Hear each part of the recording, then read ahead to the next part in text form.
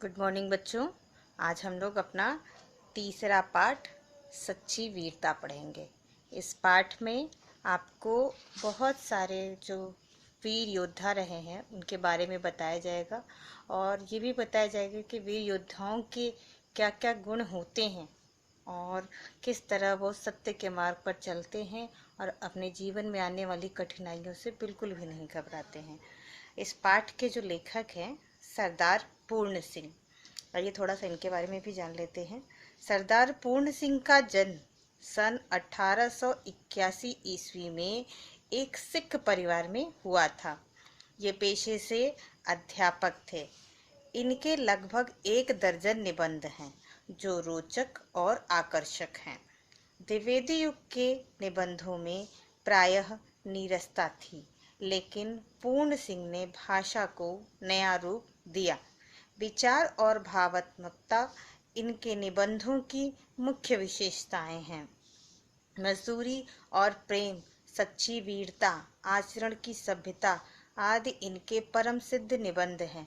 इनका निधन सन 1931 ईस्वी में हुआ। बच्चों, अब आओ पाठ की शुरुआत करते हैं।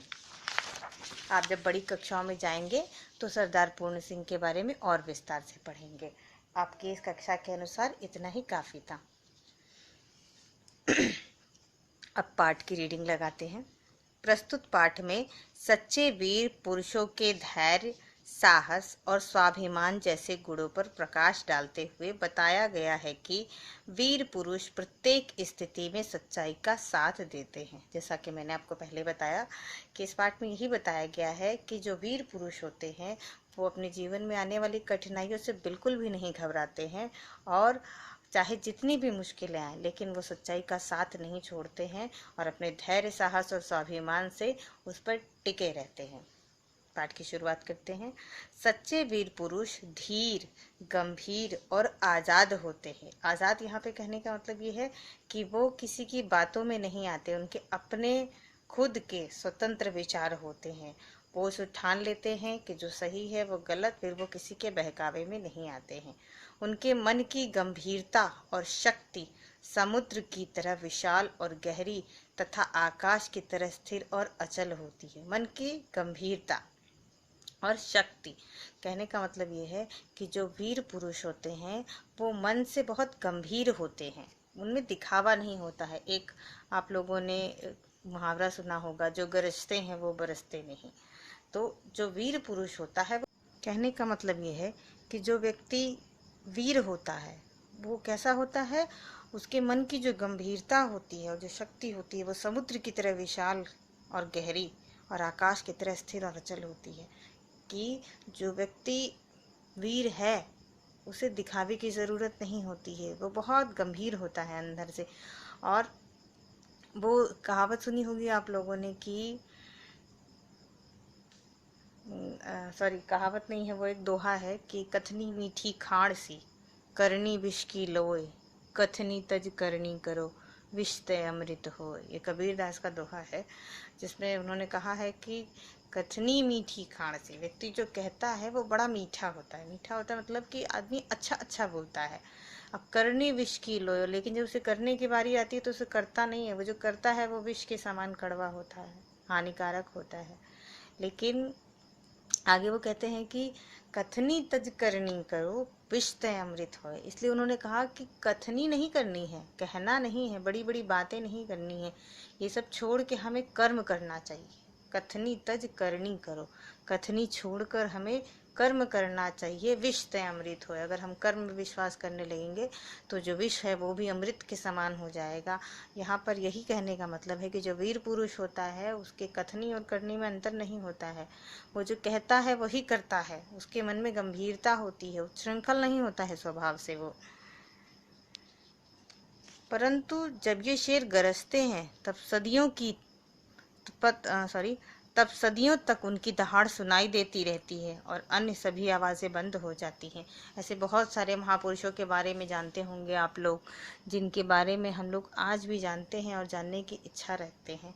क्योंकि वो अपने कर्म पथ पर इस तरह आगे बढ़े कि उन्होंने एक अमिट छाप छोड़ दी है हमारे जीवन में। हम आज भी उनके दिखाए गए पदचिन्हों पर चलने का प्रयास करते हैं और चलना चाहिए। उन्होंने जो पदचिन्ह छोड़ दिए वो आगे आने वाले लोगों के लिए एक मार्गदर्शन का काम करते हैं। एक बार एक बागी गुलाम और एक बादशाह के बीच बातचीत हुई। यह गुलाम कैदी दिल से आज़ाद था। बादशाह ने कहा, मैं तुमको अभी जान से मार डालूंगा।